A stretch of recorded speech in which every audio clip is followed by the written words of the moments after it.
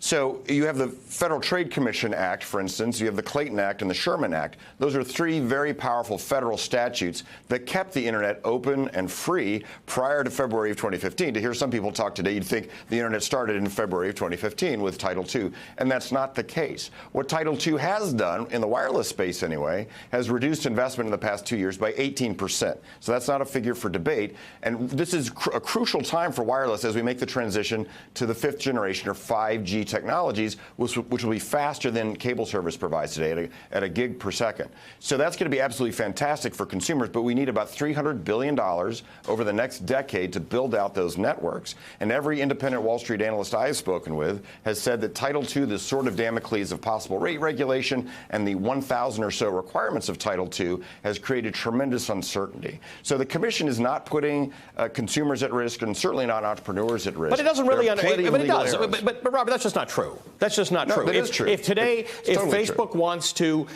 say that they'll spend $1 billion to subsidize your internet plan so that you pay less for your monthly fee, but Facebook gets preferential treatment. If I decide to launch a competitor, Facebook, and I'm a startup and I don't have that money to pay, I could get slow speed. And at some point, someone will say, why would you ever use my service as opposed to the existing one that paid for the fast lane?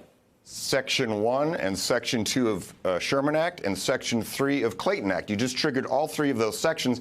That would be an antitrust violation. Federal Trade Commission could go after them also under Section 5 of the Federal Trade Commission Act. That was against the law before February of 2015, and it'll be against the law as of today. Why